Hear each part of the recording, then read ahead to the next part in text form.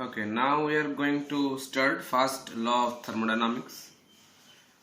So, in the year of 1843 to 1848, scientist Joule has conducted this kind of experiment, and from there that first law of thermodynamics actually comes in front of us. The experiment is a very simple one.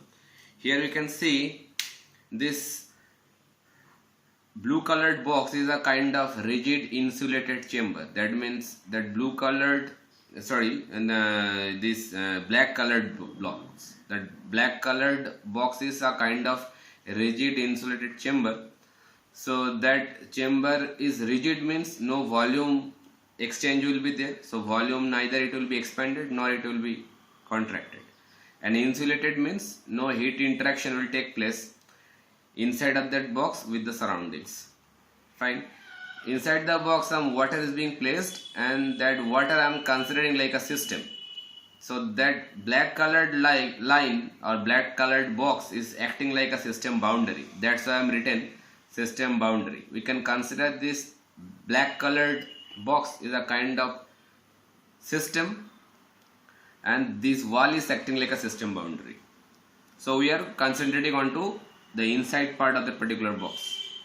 Inside of that box some water is being stored and a paddle wheel is being placed. We already know what is paddle wheel. So that paddle wheel is operated by this particular hanging mass. If you lower down the mass, obviously that fan of that paddle wheel will rotate.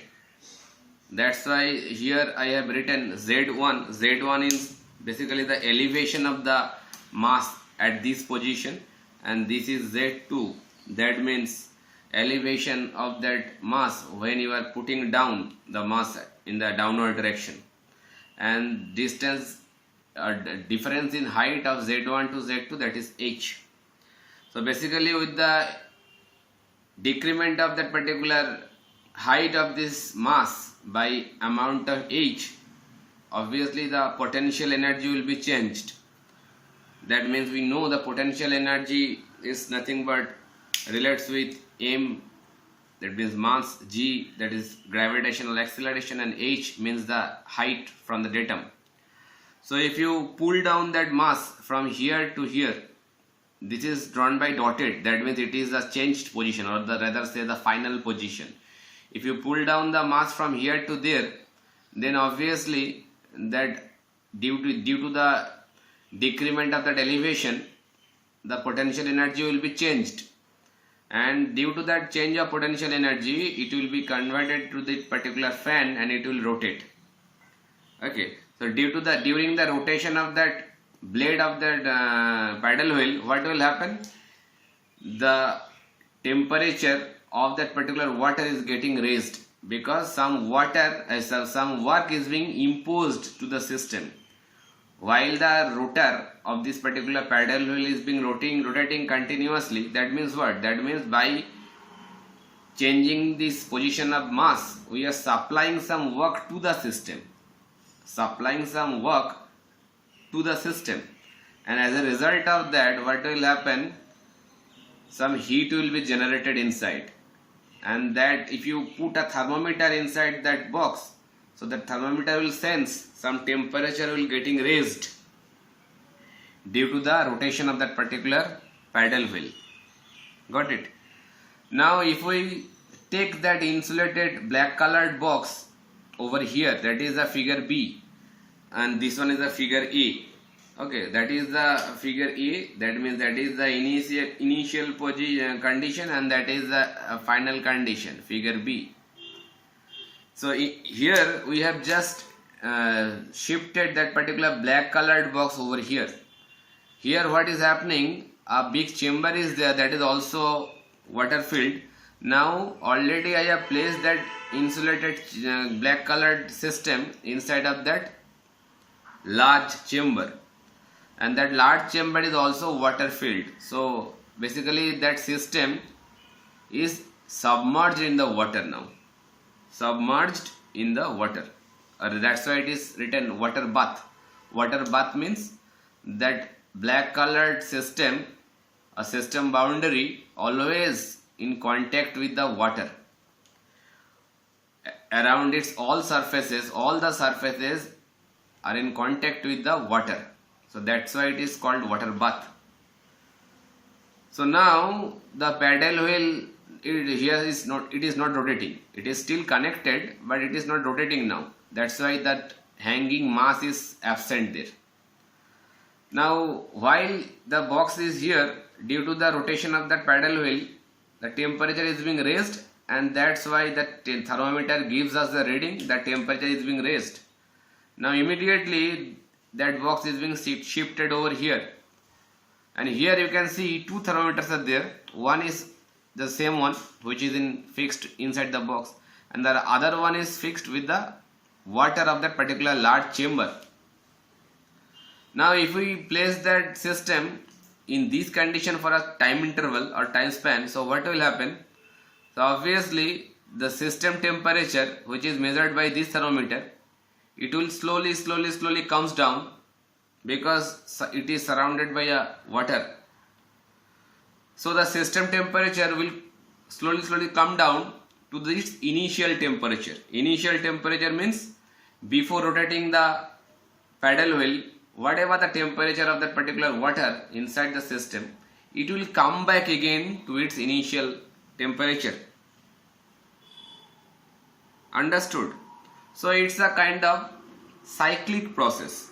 This total thing is basically an example of cyclic process, isn't it? Cyclic process means we already know what is cycle. So for a cycle, we know the initial state point and the final state point will be remain same. So here we can see the initial state point, and after raising the temperature by rotating the paddle wheel, again it is being restored the final state point at that initial state point, because the temperature before rotating the paddle wheel and the temperature after submerging inside the water, they will be remain same. That means initial starting point of that particular system, it is being the same temperature after submerging the system in the water. Got it? So that's why I am saying this one is a cyclic process. So the point 1, if it is the initial one, and point 2 if I consider the final one or final state point, they will be remain same. If we try to plot that particular process, I am not going to intricate details. Suppose if I plot it by any scale, I am not putting any PV. Suppose it is x coordinate, it is y coordinate. So a cycle can be plotted like this. You can see this kind of plot for a cycle. Suppose this one moving like this. If we name it this point by 1 and this point is point 2, and this is a process A and this is a process B. So what we can say?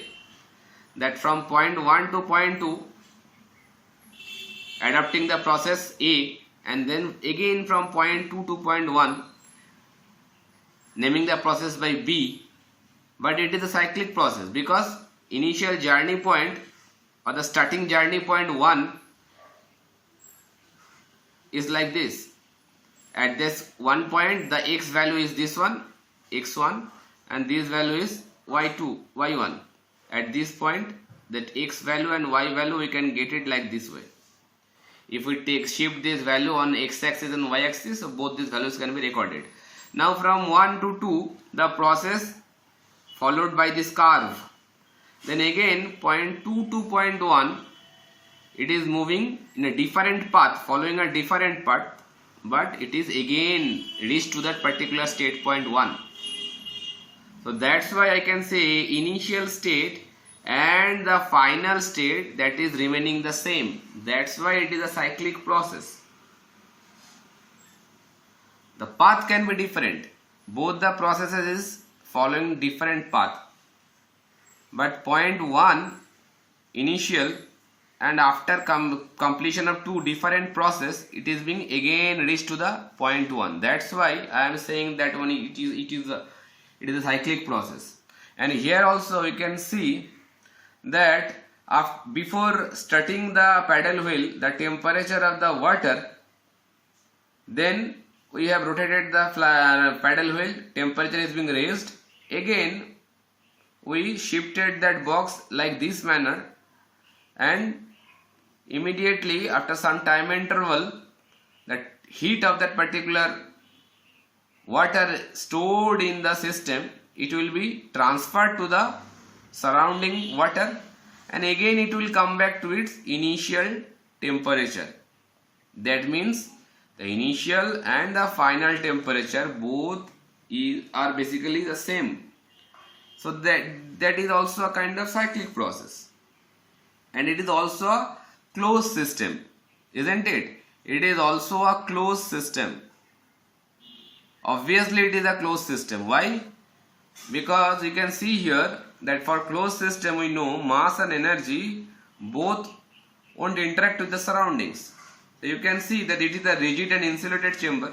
So rigid and insulated chamber means obviously no mass, no energy is going to be interacted with the surrounding. That's why it is a example of closed system also. So you can say that,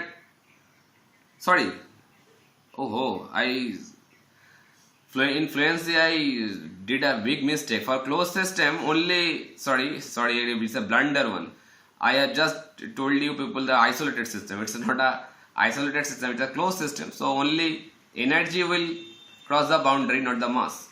So energy is transferring the boundary. Here you can see when you have placed that system inside the water bath, you can see the slowly the temperature is getting down to its initial temperature. So obviously heat is going to be transferred to the surrounding, but not the mass. Mass is remaining same. It is a rigid chamber. Understood?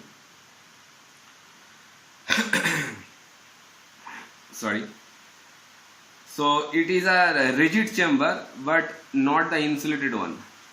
It's a rigid chamber.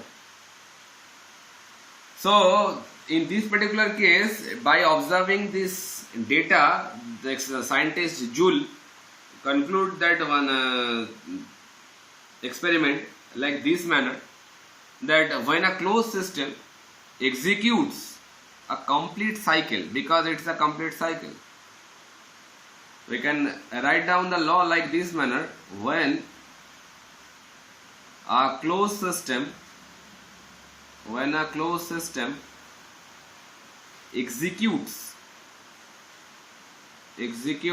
a complete cycle,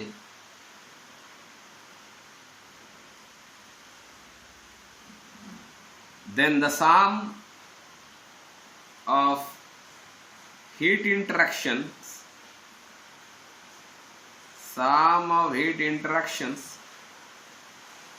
is equal to the sum of work interactions.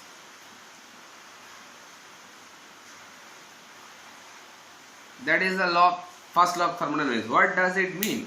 That means here in this experiment, after rotating the paddle wheel, the heat will be supplied to the system, because work done is going to impose on the system. So due to the rotation of the rotor, some heat will be generated, and that heat is being generated because of the work done of that paddle wheel, and it is a work done to the system. Mind it, it is not work done by the system, because some work is being supplied to the system by raising this or lowering down the mass.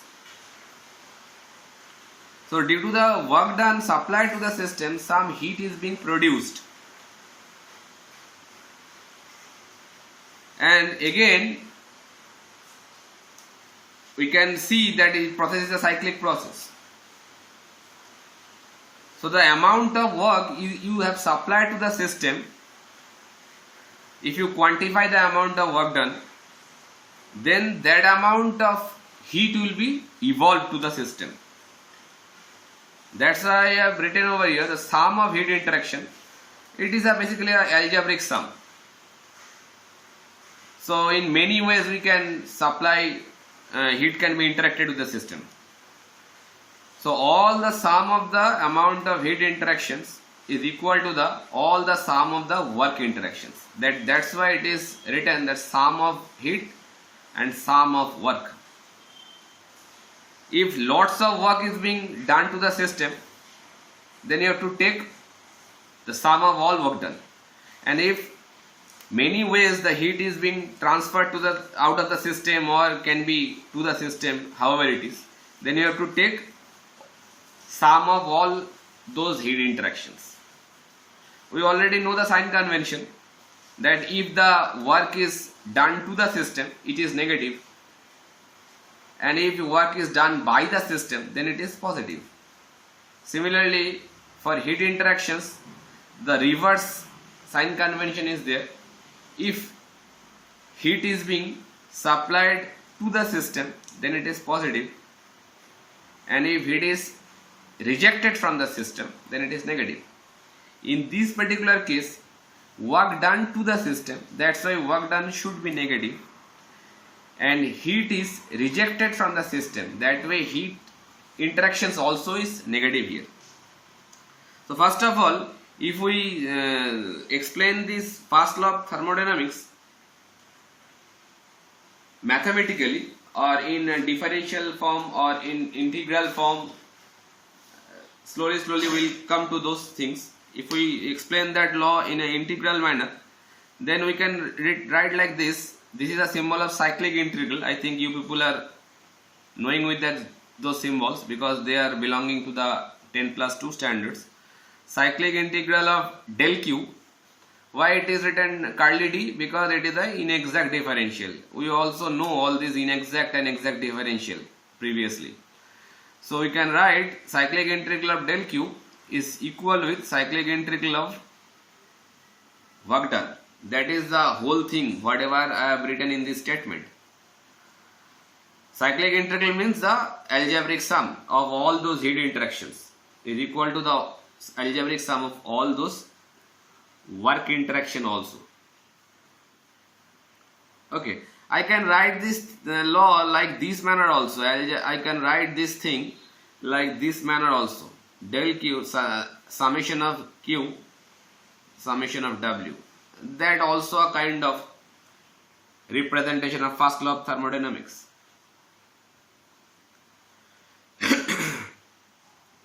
Okay. So whenever this kind of cyclic process is going on, then that cyclic integral of del Q or curly dq is equals to cyclic integral of del W. Heat interaction must be equal with work interactions. That is the first law. Now for that particular example, that we can write this particular law in this manner also, that heat interactions, heat is rejected. Here you can see that heat is rejected from the system, and here you can see that work is being supplied to the system. Work is represented by W and heat is represented by Q. So that way, by using sign convention, we can write that particular law by this way also, minus cyclic integral of del Q. Why it is minus? Because heat rejected from the system, it is minus.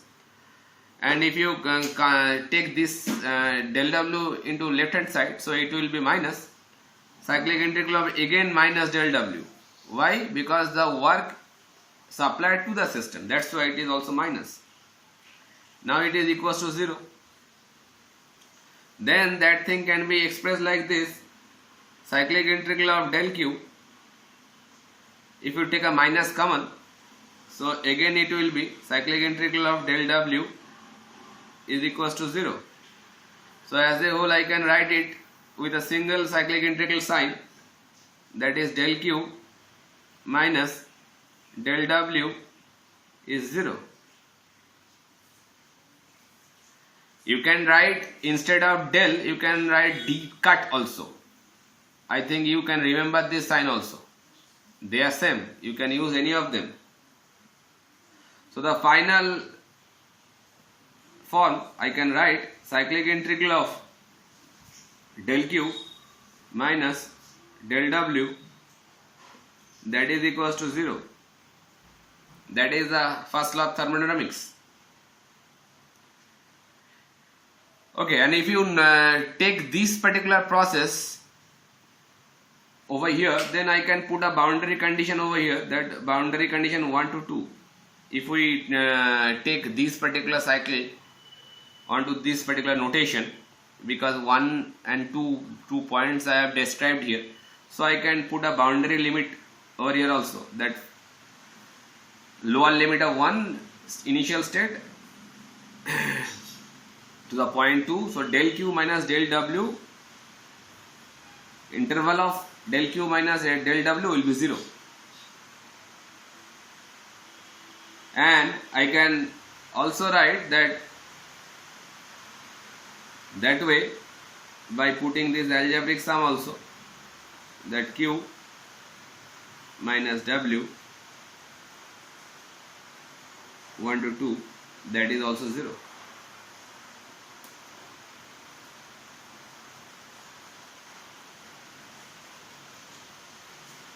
Okay, so that is the whole thing about first law of thermodynamics. Now this thermodynamics first law is only valid for a cyclic process, mind it. Now if it is a non-cyclic process, suppose it is a non-cyclic process, then what will be the change of first law of thermodynamics? Then if it is a non-cyclic process, that means suppose this kind of thing, and the process is 1 to 2. It is a x coordinate or it is a y coordinate. The process is adopting this kind of path. But it is not a cyclic process. That means from point 2 to point 1 it is not going to be achieve the same position. It is not going to complete the cycling. It is a kind of a process only, not a cyclic process. So if the process is non-cyclic, then the first law will be changed to some extent. How it looks? Then that point of time, that first law will look like this: cyclic del Q minus del W, that means the amount of heat interaction minus amount of work interaction will not be equal to 0, will be equal with a particular term which is known as energy. And we can say, already we know that energy is a property of a system. If it is a property, then it can be explained by dE, not curly d, not d cut, because it is a exact differential. So this particular term E is nothing but the energy, we can say, energy of the system. So for a non-cyclic process, we can say that the difference between the heat and work interactions during a process is a property of a system. So we can write the difference, in short I am writing difference between heat and work interactions,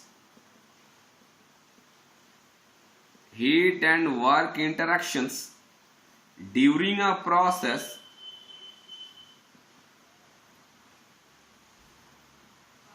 is a property of a system.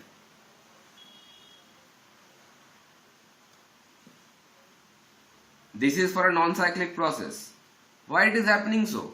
Because if the cycle is not completed, suppose this part is being removed, only the work is being supplied to the system and the temperature is being raised. So what will happen? Obviously, due to the work done to the system, some temperature is getting increased. So the heat and work interactions difference between these two, what amount of work you have supplied to the system and what amount of heat is being generated to the inside the system, the interval of the, or rather say difference between them, will be a kind of property, because something is going to be changed as a result of what, as a result of this particular thing. What will happen?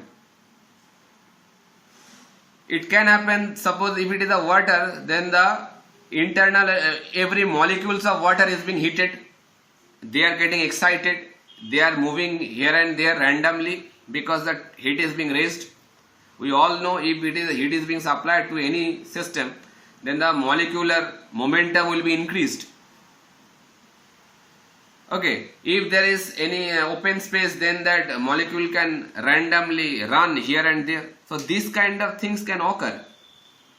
Now if you again cool down the thing, again it will go to its initial state. That is the cycle. And if you don't complete the cycle, then as a result of that, some energy will be changed. And that's why I have written over here heat interactions and work interaction. If you take both the things, then the interval or difference between them will be a point function, and that is nothing but the energy of the system. That means change of energy will occur. That means due to these two things, if it is a process, not a cycle, then difference between these two will evolve a change of energy. That energy can be kinetic energy, potential energy, and the third one is internal energy, that is U. Kinetic energy, potential energy, and internal energy. These two relates with macroscopic property. We all know from our childhood knowledge what is kinetic energy, what is potential energy, and if the motion is absent, then we can ignore the kinetic energy. So both of them is basically micro properties. Macro properties, because they can be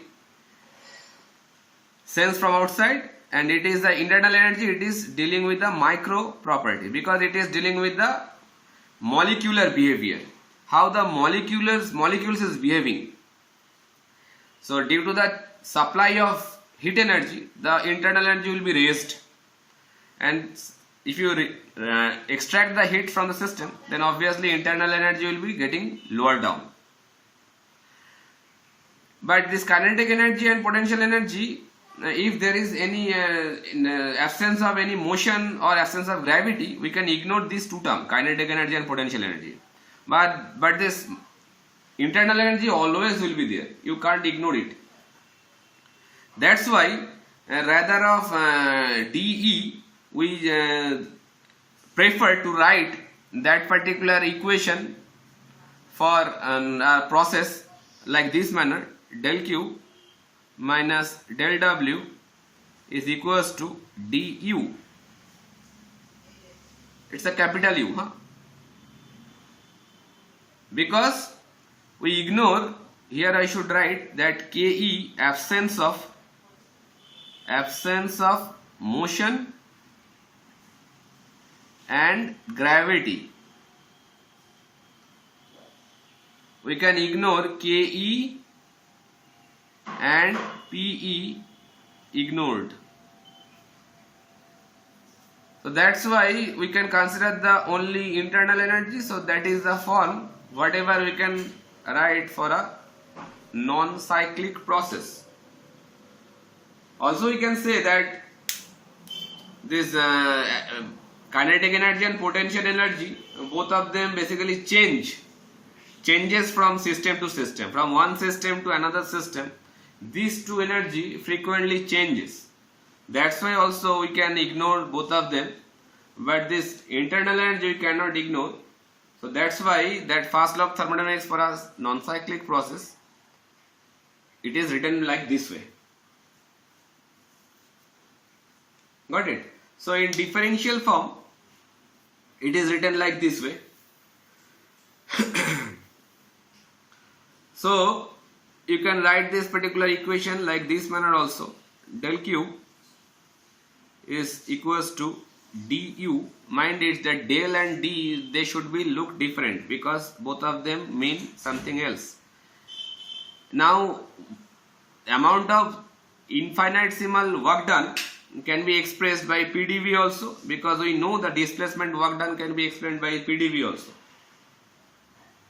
So this law can be explained by this way also, or in integral form it can be integral form if we explain that law. So how it will look, we can write that particular equation like this way also. Q equals to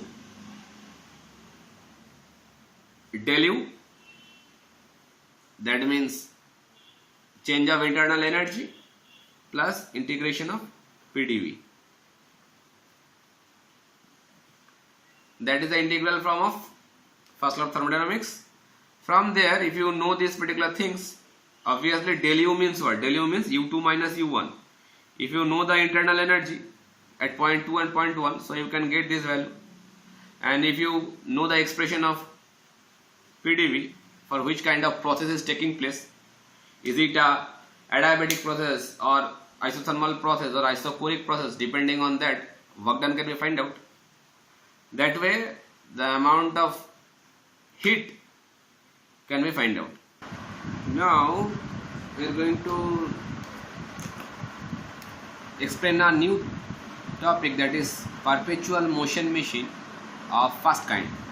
Perpetual motion machine of first kind, that is in short form it is written PMM1. It's a kind of fictitious machine which basically violates the first law. From first law you already know that if you supply any amount of heat to a system, then obviously it will produce some amount of work. We know for a cyclic process, that is the first law of thermodynamics. Or if it is a non-cyclic process, then it can be written like this manner also.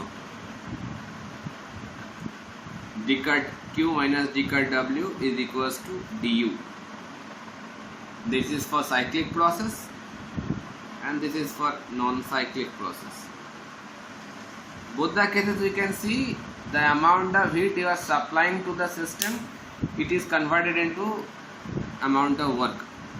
Now perpetual motion machine, it's a kind of imaginary device which would produce work continuously, but without absorbing any energy from its surroundings. That's why it is an impossible one. If we define that what is PMM1, then we can say an imaginary device, or rather say a fictitious device. If we imagine a device which would produce work continuously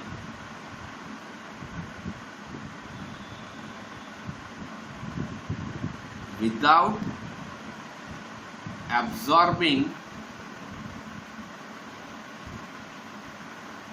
any energy, from its surroundings. That means no one is supplying any energy to that particular system, but still it is producing work. It is not at all possible actually. If we draw a kind of block diagram of it, so suppose it is an engine. Now I am putting a dot arrow inward, that is Q. Why am I keeping with a dot sign? Because it is a kind of Q is not there, but I am assuming it can be there, but it is not there actually. It's a kind of hidden Now the engine is without having any heat supply, it is still producing amount of work. It is PMM1. It is not possible. And the vice versa, the converse one, that means suppose a machine is there, machine can be explained by M and engine can be explained by E. A machine is there, some work is being given to it, supplied to that machine, but it is not producing any heat. That's why I am putting some dotted arrow. No heat is being produced, but still work is being supplied to the device. That is the converse of PMM. Both the cases it is not feasible. Converse of PMM1. Both the things are known as perpetual motion machine. It is a hypothetical one, and we can say which can produce useful energy, that is work, without any source of which can produce more energy than it consumed. That means it's completely violating the first law of thermodynamics. That's why it is known as perpetual motion machine, because it is violating the first law of thermodynamics, and it is practically it is not existing anywhere. And we can put an example over here. Suppose if we consider an electric heater, we can see regular in our daily life electrical heater that consumes suppose 1 kilowatt of electricity. 1 kilowatt of electricity it consumes. Now after consuming of 1 kilowatt of electricity by that heater, it cannot produce more than 1 kilowatt heat. It cannot produce more than 1 kilowatt of heat. How much electricity you are supplying to it, that is the maximum possible amount of heat it can produce. But without supplying of any electrical energy to the electrical heater, it cannot produce any heat. Rather say, if we heat the electrical heater, it cannot produce any electricity. Converse one. So both the ways it is impossible to produce by any device or any machine. If we don't supply any heat to it, it cannot produce any work, as well as if you do not apply or do not supply any work to that particular machine, then it cannot produce any heat. Okay, so the PMM1, if anybody asks you, that is the thing, that it is a hypothetical machine or device which violates the first law of thermodynamics. That's why you can say a PMM1 is thus impossible.